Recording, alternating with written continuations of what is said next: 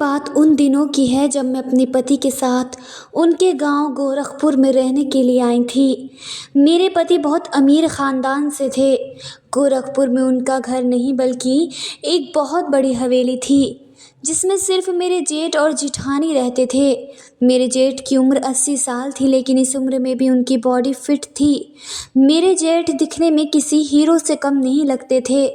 मेरे जेठ को देख देख कर कभी कभी मेरा दिल यही करता कि काश मेरी शादी मेरे जेठ के साथ हो जाती, क्योंकि मेरे पति अक्सर काम के सिलसिले से हमेशा मुझसे दूर ही रहते थे।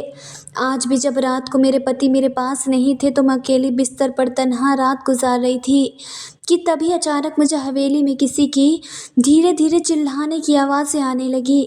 ये आवाज़ बड़ी ही अलग थी, जैसे मानो कोई अपनी प्यार की दुनिया में गुम हो। इन आवाज़ों को सुनकर मेरा भी दिल बहुत ज़ोरों से धड़कने लगा था। मैं चुपचाप कमरे से निकलकर धीरे धीरे कदम बढ़ाने लगी। जब मैं आवाज़ को सुनते सुनते आगे बढ़ी तो मैंने देखा कि ये आवाज़ तो मुझे अपनी जेठ जिठानी के कमरे से आ रही हैं। मैं सोचने लगी कि मेरे जेठ की उम्र तो काफ़ी है, तो वह इस उम्र में कैसे वह सब कर रहे हैं। यही सोचते हुए जब मैं दरवाजे के बाहर से कान लगाई तो मुझे अपनी जिठानी की आवाज़ आने लगी। वे कह रही थी, बस करो, मुझसे बर्दाश्त नहीं हो पा रहा। लेकिन मेरा जेठ फिर भी अपनी ताकत लगा रहा था। ये सब सुनकर मेरा भी दिल मचलने लगा था। जब मैं खिड़की से झांक कर देखा तो मेरा जेठ जिठानी के साथ पूरे जोश के साथ, जब ये सब करके कमरे से जेठ बाहर निकला तो उसने मुझे देख लिया और मेरी आंखों को देखकर वे मेरे जज्बातों को अच्छी तरीके से समझ गया था। फिर मैं उसका हाथ पकड़कर अपने कमरे की तरफ ले गई और वहाँ जाकर जेठ जी ने बड़े ज़ोरों के साथ, मेरा नाम राधा है, मैं अपनी उम्र के जिस चौराहे पर थी जहाँ पर लड़की की शादी होने के बाद उसके बच्चे भी हो जाते हैं, लेकिन मेरी अभी तक शादी नहीं हुई थी। मेरा रंग सांवला था जिसकी वजह से कोई भी लड़का मुझसे शादी करने के लिए तैयार नहीं था। मेरी उम्र अब 35 साल थी। मेरी शादी ना होने की वजह से माँ बाप ने वक्त रहते ही मेरी छोटी बहन की शादी मुझसे पहले कर दी। मेरी बहन का रंग मुझसे काफ़ी बेहतर था, इसी वजह से उसके लिए काफ़ी अच्छे अच्छे रिश्ते भी आना शुरू हो गए। लेकिन हमेशा मैं बहुत ही ज़्यादा तरस जाया करती थी शादी को लेकर। मेरे भी कई ख्वाब थे जो मुझे अपनी ज़िंदगी में अधूरे लग रहे थे। मैं हमेशा अपनी माँ की गोदी में सर रखकर यही कहती कि माँ, क्या कभी ज़िंदगी में मेरी शादी होगी या मैं हमेशा ही ऐसी कुंवारी बैठी रहूँगी। मेरी माँ मेरी बात सुनकर यही कहती कि राधा, तू ये सब बिल्कुल मत सोच, देखना भगवान तेरे लिए बहुत ही अच्छा लड़का तेरी ज़िंदगी में भेजेगा, जिसके साथ देखना तुम बहुत ही खुश रहोगी। ये सब सोचकर मैं अभी अपने दिल को दिलासा दे दिया करती थी। लेकिन अब धीरे धीरे मेरी उम्र कि मेरी सारी दोस्तों की शादियां हो चुकी थी और अब तो उनके बच्चे भी हो चुके थे। अक्सर मेरी सहेलियां मुझे ताना दिया करती थी कि तू जैसी सांवली लड़की से कोई शादी नहीं करेगा, जिसे सुनकर मैं घर आकर बहुत ही ज़्यादा रोती थी। मैं मुंबई के एक बड़े शहर में रहती थी। मैं एक मिडिल क्लास फैमिली से बिलोंग करती थी। मेरे घर में मेरी अम्मी पापा और मेरी छोटी बहन रहते थे, जिसकी शादी अभी 2 साल पहले हो चुकी थी और अभी 1 महीने पहले उसने बहुत ही प्यारे से बच्चे को जन्म दिया। सामने होने की वजह से मेरे लिए कोई भी रिश्ता नहीं आता था। अगर कोई रिश्ता आता भी तो वे मुझे देखकर इनकार करके चले जाते। अभी बढ़ती उम्र के साथ मैं भी अपने ख्वाबों को खुद से तोड़ दिया था। मैंने सोच लिया था कि शायद मेरी किस्मत में कोई लड़का लिखा ही नहीं है। अब जब भी कोई मेरे सांवले रंग की मजाक उड़ाता तो उसका भी मुझ पर कोई असर नहीं पड़ता। मैं अपने दिल दिमाग को अच्छी तरीके से समझा लिया था कि अब मुझे अपने माँ बाप के साथ ही अपनी ज़िंदगी काटनी है। यही सब कुछ सोचकर मैं अपनी ज़िंदगी गुजार रही थी कि तभी एक दिन माँ मुझे जाकर कहने लगी कि राधा देख, तेरे लिए एक बहुत ही अच्छा रिश्ता आएगा। माँ की बात सुनकर मैंने कहा कि माँ, क्या तुम दिन में सपने देख रही हो। माँ मुझे कहने लगी कि नहीं राधा, तुम मेरी बात पर विश्वास रख। हमारे बगल में जो सविता आंटी है ना, उसने किसी दूर के रिश्तेदार का एक लड़का जिसकी उम्र भी 40 साल हो चुकी है और उसने अभी तक शादी नहीं की। माँ मुझे कहने लगी कि उस लड़की की जो मौसी है ना, वे चाहती है कि उस लड़के की शादी हो जाए। मैंने सविता आंटी को तेरी फ़ोटो भेज दी है, अगर तो लड़के को पसंद आ गई तो ये शादी जल्द हो जाएगी। माँ की बातों को सुनकर मैंने कहा कि माँ, आप जानती हैं ना, मेरे सांवले रंग की वजह से हर लड़का मुझे देखने के बाद रिजेक्ट कर देता है। लेकिन माँ मुझे कहने लगी कि तुम इन सब बातों को और ज़्यादा मत सोच, भगवान पर भरोसा रख, देखना भगवान तेरे लिए बहुत ही अच्छा करेगा। माँ की बातों को सुनकर मैं चुपचाप अपने कमरे में आ गई। कमरे में आकर मैं अपने मन में सोचने लगी कि मेरी वजह से मेरे माँ बाप को भी कितनी परेशानी उठानी पड़ रही है। अगर मैं आज खूबसूरत होती तो मेरी शादी कब की हो चुकी होती। मुझे अंदर ही अंदर बहुत ही ज़्यादा दुख हो रहा था। मैं सोच रही थी कि कल भी जब लड़का इस रिश्ते से इनकार कर देगा तब माँ को कितना ज़्यादा दुख होगा, क्योंकि कोई भी लड़का मेरे सांवले रंग को देखता तो तुरंत इनकार करके चला जाता। फिर इसी तरह पूरे 2 दिन बीत चुके। फिर एक दिन अचानक माँ मेरे कमरे में भागती हुई आई और मुझे कहने लगी, राधा ये मिठाई खा और शादी की तैयारियां शुरू कर दे। माँ की बातों को सुनकर मैंने कहा कि माँ तुम ये क्या कह रही हो। माँ कहने लगी कि वही जो सच है जिसके लिए तू इतने सालों से तरस रही है। मैंने माँ से कहा, माँ मुझे इतना मत उलझाओ, सीधा सीधा बताओ कि बात क्या है। माँ मुझे कहने लगी कि मैं परसों तुझे एक लड़की के बारे में बताई थी ना, जिसकी उम्र 40 साल हो चुकी है। ये सुनकर मैं माँ से कहा, हाँ मैंने उसका क्या बताना है। माँ मुझे कहने लगी कि वही लड़के ने तुझे देखकर शादी के लिए हाँ कर दी है। और ये कहते ही माँ खुशी से झूम उठी। लेकिन मैं मन ही मन सोच रही थी कि आखिर इस लड़के ने शादी के लिए हाँ क्यों की। माँ मेरे मुंह में मिठाई डालते ही कमरे से बाहर चली गई और घर में सबको मिठाई बांटने लगी। मैं बिस्तर पर बैठकर यही सोच रही थी कि उस लड़के ने मेरा चेहरा देखा भी है या नहीं। अब मैं इन सब से बहुत ज़्यादा परेशान हो रही थी कि तभी अचानक माँ दोबारा मेरे कमरे में आई और उसके कान पर फ़ोन लगा था और वह फ़ोन पर बस हाँ हाँ में जवाब ही दे रही थी। और फिर फ़ोन रखते ही मुझे खुशी से कहने लगी कि राधा देख, भगवान ने तेरी सुन ली। पहले तो लोग इस रिश्ते के लिए इनकार कर देते थे, लेकिन अब देख लड़का तो शादी के लिए बेकरार हो रहा है और उसने 2 दिन के अंदर ही शादी करने के लिए कहा है। माँ की सारी बातें सुनकर मैं माँ से कहा कि माँ वे लड़का कहीं लंगड़ा लुल्ला तो नहीं है, आपने उस लड़के को देखा है। तो माँ मुझे कहने लगी कि मैं उसको फ़ोटो में देखी थी, अच्छा भला है, वह दिख रहा है। और मैंने ये भी सुना है कि वह शादी अपनी मौसी के कहने की वजह से कर रहा है। उसकी मौसी की उम्र हो चुकी है और उसके आगे पीछे कोई भी नहीं। और उसका एक बड़ा भाई है जो कि गांव में रहता है, जिसकी शादी बहुत पहले हो चुकी थी। तेरे लिए बहुत ही अच्छा रिश्ता आया है। तुझे ना ही पैसों की कोई परेशानी उठानी पड़ेगी और ना ही तेरे सास ससुर हैं जो तुझे तंग करेंगे। माँ की इन सारी बातों को सुनकर मेरे मन में भी अब हल्की सी खुशी उभरने लगी थी। मुझे भी लगने लगा कि शायद भगवान ने मेरी बात सुन ली है। कहते हैं ना, जब हम किसी चीज़ के पीछे शिद्दत से भागते हैं तो वह हमें नहीं मिलती और जब हम उसे छोड़ देते हैं तब यही चीज़ हमारे सामने आकर खड़ी हो जाती है। मेरी भी ज़िंदगी में यही सब कुछ हो रहा था। अब मैं अपनी ज़िंदगी में बहुत ही खुश थी। मुझे ऐसा लग रहा था कि मैं अपनी ज़िंदगी में जो चाहती थी वह मुझे आज मिल रहा है। फिर शाम को लड़के वाले की तरफ से शादी का जोड़ा भी भेज दिया गया। तब मैंने लड़के को देखा था। वह लड़का तो दिखने में मुझे फिट नज़र आ रहा था, बस उसकी उम्र मुझसे ज़्यादा थी। वैसे देखा जाए तो उम्र तो मेरी भी काफ़ी बढ़ गई थी। उस लड़के ने मेरे से ज़्यादा बातचीत तो नहीं की, लेकिन उसके साथ उसकी मौसी थी। वे मुझे देखकर बहुत ही खुश हो रही थी। वे मेरी बलाई भी उतार रही थी। लड़के का नाम मयंक था। उसकी मौसी बताने लगी कि मयंक ख़ानदानी कारोबारी है जिसमें वह हमेशा बहुत ज़्यादा बिज़ी रहता है। उसके माँ बाप की मौत बचपन में ही हो चुकी थी। मेरे अलावा उसको कोई देखने वाला भी नहीं है। कामकाज में वह इतना ज़्यादा गुम हो चुका है कि उसने अपनी ज़िंदगी पर भी बिल्कुल ध्यान नहीं दिया। इसी वजह से उसकी उम्र इतनी बढ़ गई है। मयंक को देखकर ये अंदाज़ा बिल्कुल ना लगाया जा सकता था कि सच में अपने कामकाज में बहुत ही ज़्यादा बिज़ी रहता है, क्योंकि जब से वह घर पर आया था तब से वह फ़ोन पर ही ज़्यादा बिज़ी था। उसने तो मुझसे भी ज़्यादा बातचीत नहीं की, लेकिन हम दोनों का नंबर एक्सचेंज हो गया था। फिर मेरे परिवार और मयंक की मौसी ने मिलकर शादी का दिन फिक्स कर दिया और अगले 2 दिन के बाद ये शादी की तारीख रखी गई। ये शादी बड़ी ही धूमधाम से की गई थी। मेरे घर ने तो पूरी खुशी का माहौल बना हुआ था। मेरी बहन, मेरे माँ बाप, सब लोग बहुत ही ज़्यादा खुश थे। शादी को लेकर मैं सपने सजाए थे आज में मेरे पूरे होने वाले थे। सहेली ने भी मुझसे सुहाग सुहाग रात की मोहब्बत के बारे में अच्छे से समझा दिया था। इन सब बातों को सुनकर मेरे अंदर की बेकरारी अब बढ़ने लगी थी। सदियों से जो मैं चाहती थी आज वे पूरा होने वाला था। इतने सालों के बाद आज लाल जोड़ा पहनकर अपने आप को आईने में देख रही थी।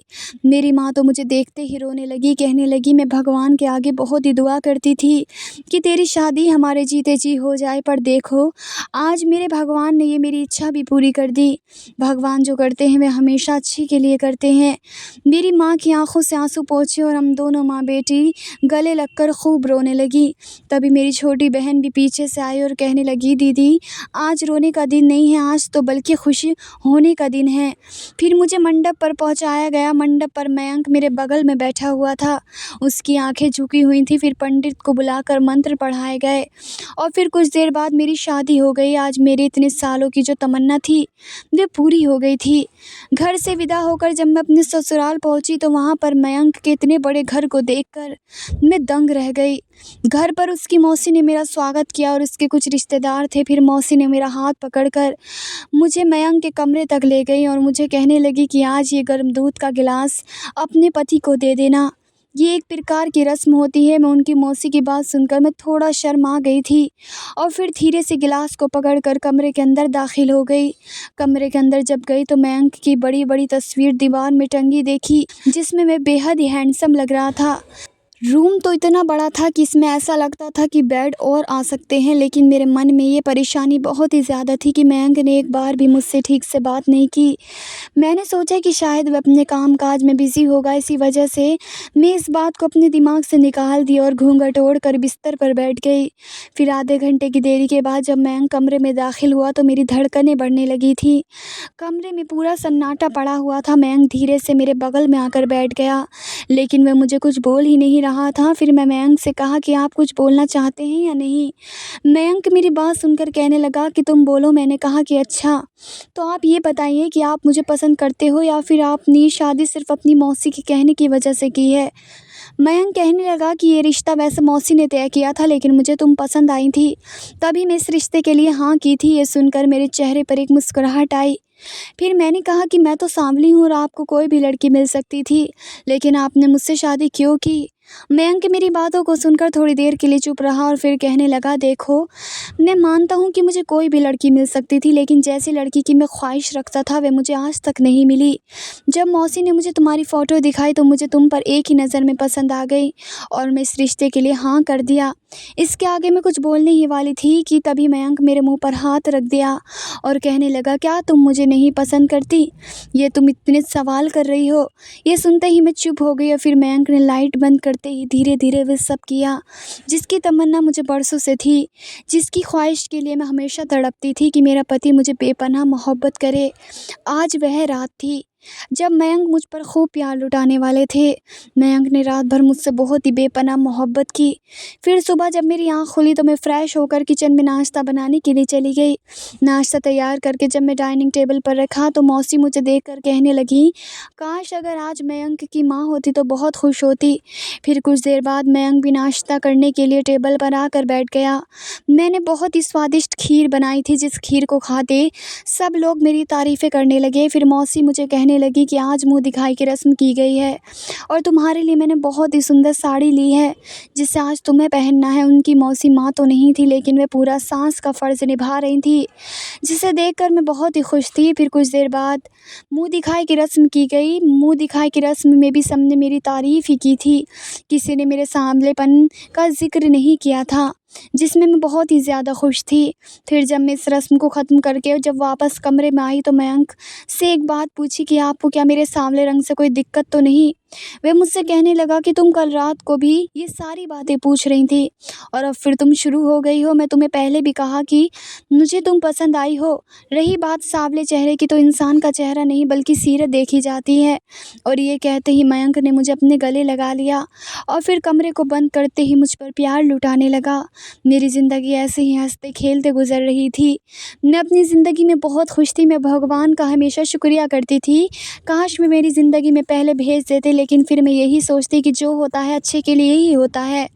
अपने पापा का भी जब फ़ोन आता तो वह मयंक के बारे में पूछते और मैं उनसे यही कहती कि मयंक मेरा बहुत ही अच्छे से ख़्याल रखता है, आपको मेरी फ़िक्र करने की बिल्कुल भी ज़रूरत नहीं। माँ मेरी बातें सुनकर कहने लगी कि देखा राधा, मैं तुझे कहती थी भगवान देखना तेरे लिए अच्छा ही करेगा और आज तू अपनी ज़िंदगी में बहुत खुश है। मैं दुआ करूँगी कि तेरी खुशियों को कभी किसी की नज़र ना लगे। यूं ही हंसते खेलते अब मेरी शादी को पूरे 6 महीने गुजर चुके थे कि तभी अचानक मयंक आकर मुझसे कहने लगे अपने कारोबार के सिलसिले में मैं वापस अपने गांव जाना पड़ेगा। ये सुनते ही मैं थोड़ा उदास हो गई थी। कहा जी मैं आपके बगैर अकेली यहाँ पर कैसे रहूँगी। तभी मयंक मुझे कहने लगे अरे पगली, तुम चिंता क्यों करती हो, तुम भी मेरे साथ ही चलोगी। ये सुनते ही मेरे चेहरे पर मुस्कुराहट आ गई और फिर मैंने हम दोनों का बैग पैक कर लिया। फिर अगली सुबह मुझे मयंक अपने साथ गोरखपुर गांव में ले गए। फिर पूरे 2 घंटे के सफ़र के बाद जब मैं मयंक के घर के बाहर खड़ी हुई तो मैं उसे देखकर चौंक गई। बल्कि वे तो घर नहीं था, एक हवेली थी जो काफ़ी सदियों पहले बनाई गई थी। मैं कुछ देर खड़ी होकर उस हवेली को ही देख रही थी कि तभी मयंक मुझे कहने लगा कि तुम बाहर खड़ी इस हवेली को देखती रहोगी या फिर मेरे साथ घर के अंदर भी चलोगी। फिर मैं तुरंत मयंक का हाथ पकड़ा और हम हवेली के अंदर दाखिल हो गए। अंदर जाते ही मेरी एक जेठानी मुझे मिली। मयंक मुझे कहने लगा ये मेरी भाभी हैं। मयंक की भाभी का व्यवहार मेरे प्रति बहुत ही अच्छा था। फिर कुछ मिनट के बाद ही मुझे पीछे से एक आदमी की आवाज़ आई। जब मैंने मुड़कर देखा तो मुझे ये पता चला कि वे मेरा जेठ था। मेरे पति मयंक अपने बड़े भाई के गले लगे। मेरे जेठ मेरे पति को कहने लगे कि मयंक तुमने हमें पहले क्यों नहीं बताया, हम तेरे आने का स्वागत करते। जिसे सुनते ही मयंक कहने लगा कि अरे भाई मैं किसी काम से यहाँ पर आया हूँ और अब सारी बात आप मुझे दरवाजे पर ही पूछ लेंगे क्या। यह कहते ही मेरे जेठ ने हंसते हुए कहा अरे नहीं नहीं, अच्छा तो चल, हम बाद में इस बारे में बात करेंगे और बता कैसा है। फिर मेरे पति ने मेरी जेठ से मेरी मुलाकात करवाई। जेठ को देखते ही ऐसा लग रहा था कि वह तो अभी सिर्फ 40 साल की उम्र का है। वे दिखने में थोड़ा हैंडसम। जो मेरी जेठानी थी उनकी उम्र काफ़ी ज़्यादा मुझसे लगती थी, लेकिन मैं इस बारे में और ज़्यादा नहीं सोची। मयंक हवेली देखकर मैं बहुत ज़्यादा खुश थी। जेठ को देखने से तो ऐसा लग रहा था कि वह तो अभी सिर्फ 40 साल की उम्र का है। वे दिखने में थोड़ा हैंडसम था। मेरी जो जेठानी थी उनकी उम्र काफ़ी ज़्यादा मुझसे लगती थी, लेकिन मैं इस बारे में और ज़्यादा नहीं सोची। मयंक की हवेली देखकर मैं बहुत ज़्यादा खुश थी। इस हवेली में बहुत ही सारे रूम बने हुए थे, जिसे देखकर लगता था कि यह हवेली बहुत ही पुरानी बनी हुई है। मैं जब जेठानी से इस बारे में पूछा तो वे मुझे कहने लगी कि हवेली मेरे सास ससुर के पूर्वजों ने बनाई थी। सुना था ये बहुत ही बड़ी फैमिली रहती थी, लेकिन धीरे धीरे सारी फैमिली अलग हो गई। कुछ भगवान को प्यारे हो गए। अब सिर्फ मैं और मेरे पति ही इसमें रहते हैं। मैं अपनी जेठानी के साथ बातें कर रही थी कि तभी पीछे से 2 बच्चे माँ कहते हुए भागते मेरी जेठानी के गले लग गए। फिर मेरी जेठानी ने मेरी मुलाकात उनसे करवाई। फिर काफ़ी घंटे की गपशप के बाद मेरी जेठानी ने मुझे मेरा कमरा दिखाया। ये कमरा मयंक के घर से काफ़ी ज़्यादा बड़ा था। दीवारों पर हर चीज़ पुराने रिवाज की बनी हुई थी। इन्हीं सभी को मैं देख रही थी कि तभी अचानक धीरे से किसी ने मेरे मुंह पर हाथ रख दिया। मैंने अपने आप को छुड़ाने की बहुत कोशिश की। जब मैं मुड़कर देखा तो सामने मेरा पति खड़ा था। पति मुझे देखकर ज़ोरों से हंसने लगा। कहने लगा क्या हुआ राधा रानी, तुम डर गई। मैंने कहा कि ऐसा भला कोई करता है अगर कोई सच में मेरे साथ इस तरीके की हरकत करता। मुझे सुनते ही मेरे पति गुस्से से कहने लगा इस तरीके की हरकत करने का कोई सोच भी नहीं सकता और यहाँ पर तो सब अपने ही हैं। मैंने कहा कि नौकर चाकर भी तो हो सकते हैं ना। तो वो कहने लगे कि यहाँ पर नौकर भी बहुत पुराने लगे हुए हैं, बाहर का कोई अंदर नहीं आ सकता। ये सुनकर मैं चुप हो गई और फिर मेरे पति ने फिर से मुझ पर मोहब्बत लुटाना शुरू कर दिया। रात को हम सभी ने मिलकर डिनर किया और डिनर करके जब हम कमरे में आए तो मैं अपने पति के साथ उनकी फैमिली के बारे में पूछने लगी। हम दोनों का आपस में बहुत बातें करते काफ़ी देर हो चुकी थी और फिर हम दोनों गहरी नींद में सो गए। लेकिन फिर रात को अचानक ही मुझे कमरे में किसी की चिल्लाने की आवाज़ आने लगी। ये आवाज़ बहुत ही धीरे धीरे से आ रही थी। मैं तुरंत डर के मारे उठी। मैं जब अपने पति को उठाने की कोशिश की तो वे बहुत ही गहरी नींद में सो रहे थे। इसी वजह से मैंने उन्हें दोबारा जगाने की कोशिश नहीं की। कुछ देर बाद ये आवाज़ धीरे धीरे बंद हो गई। मुझे अब डर भी लगने लगा था कि कहीं इस हवेली में कोई आत्मा तो नहीं है। मैं अक्सर किताबों में सुना करती थी कि पुरानी हवेली में आत्माएं अक्सर घूमा करती हैं। और ये हवेली भी तो दिखने में पुरानी हवेली की तरह लग रही थी। यही सब कुछ मैं अपने दिमाग में सोच रही थी और फिर अपने भगवान का नाम जपते फिर से दोबारा बिस्तर पर आकर लेट गई और फिर अपने पति को पकड़ कर सो गई। सुबह जब मैं उठी तो मेरी जेठानी कमरे का दरवाज़ा खटखटा रही थी। फिर कहने लगी, राधा नाश्ता तैयार रखा हुआ है, आप दोनों जल्दी फ्रेश होकर नाश्ते की टेबल पर आ जाएं। यह सुनते ही हम दोनों तुरंत फ्रेश होने के लिए उठे, फिर नाश्ते की टेबल पर आ गए। नाश्ता करते वक्त मेरे पति के जो बड़े भाई थे वह उनसे कहने लगी कि मयंक, तुमने बताया नहीं तुम्हारे यहीं आने का कारण था। मैं इसलिए पूछ रहा हूँ क्योंकि तुम उससे पहले कभी गाँव वापस नहीं आए और हमेशा शहर में ही रहते हो और वैसे भी सारा बिजनेस तुम देखते हो। ये सुनकर मेरे पति मयंक कहने लगे, हाँ भाई, लेकिन कुछ मुझे अर्जेंट काम था जिसकी वजह से मुझे गांव वापस आना पड़ा। मैं सोच रहा था कि गांव की कुछ ज़मीन पड़ी हुई थी जो कि मुझे अपने बिज़नेस के लिए चाहिए और उन ज़मीनों पर अभी कुछ काम नहीं चल रहा है। यही सब कुछ मयंक बोल रहे थे कि अचानक उनका ज़ोरों से फ़ोन बजने लगा। फ़ोन उठाकर मयंक बाहर चले गए और काफ़ी देर तक वे किसी के साथ किसी तरह की बहस कर रहे थे। जब वे वापस आए तो वे कहने लगे कि उन्हें अभी अर्जेंट किसी काम से दूसरे शहर जाना पड़ेगा। जब मैंने कहा कि अभी तो हम यहाँ आए हैं तो अभी इतनी जल्दी कैसे वापस जाएंगे, उस काम को मना कर दें आप। लेकिन मयंक कहने लगे कि ये काम बहुत ही ज़्यादा अर्जेंट है, अगर ये ना हुआ तो करोड़ों की डील हाथ से निकल जाएगी। ये सुनकर मैं चुप हो गई। फिर मैंने कहा कि अच्छा, मैं जाकर हम दोनों का बैग पैक दोबारा से कर लेती हूँ। ये सुनते ही मयंक कहने लगे कि अरे नहीं, तुम्हें नहीं जाना है। मैंने कहा मतलब क्या है आपका।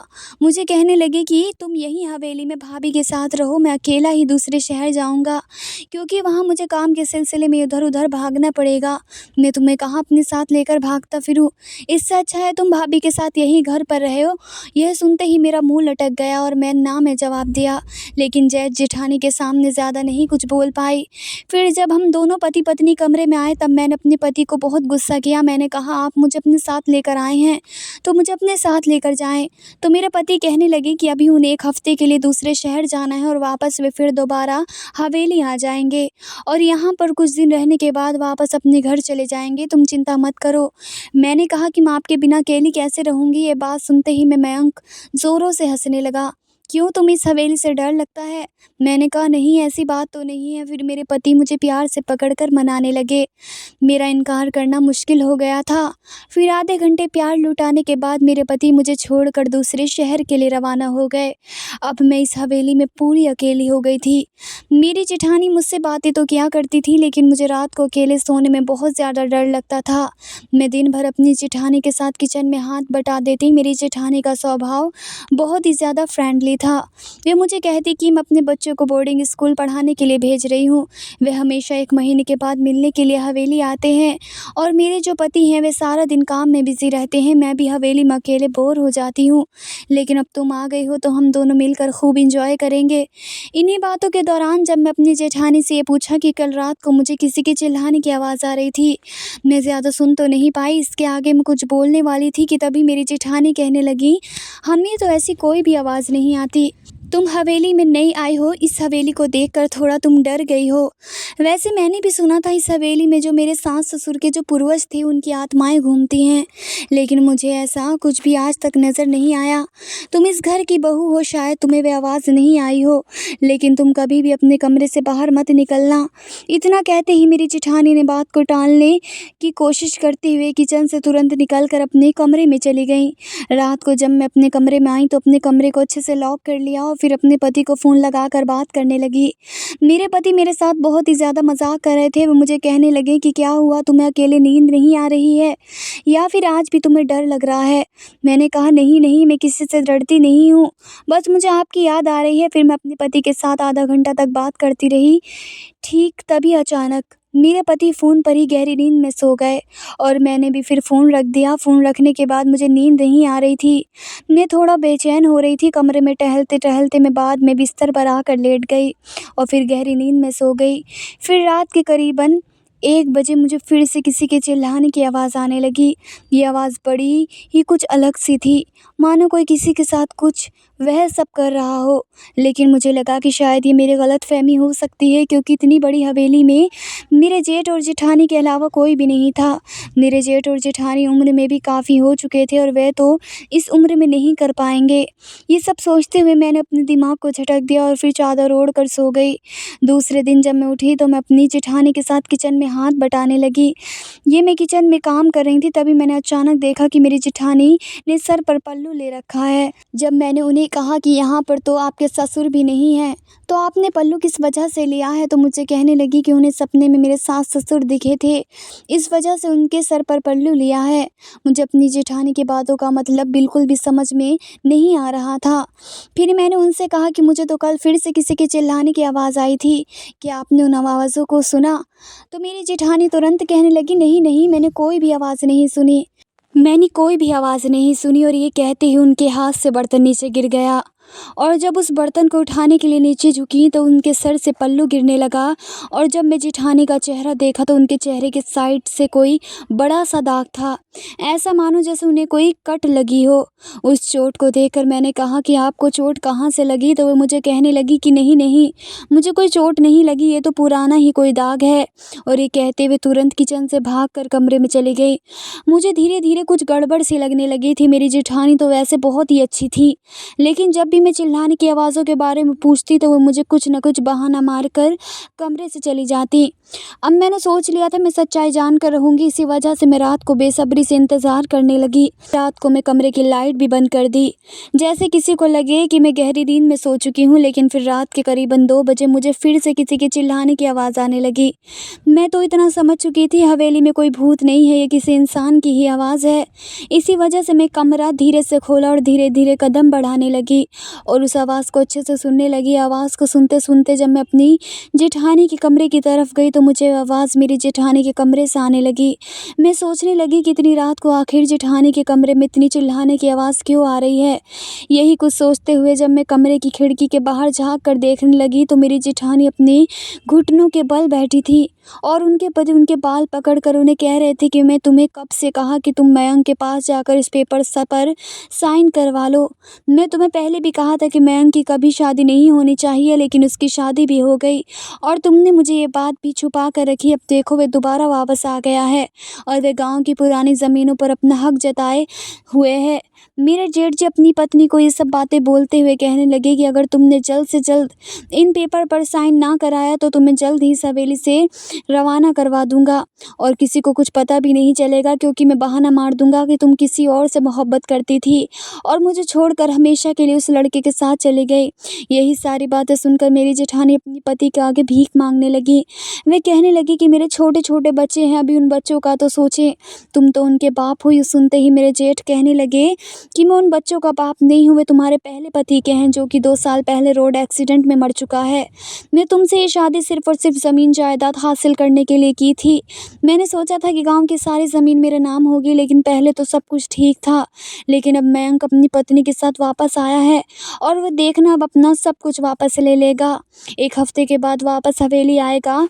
तुम्हें इन पेपरों पर साइन करवाने हैं, नहीं तो तुम्हारे लिए बहुत ही बुरा होगा।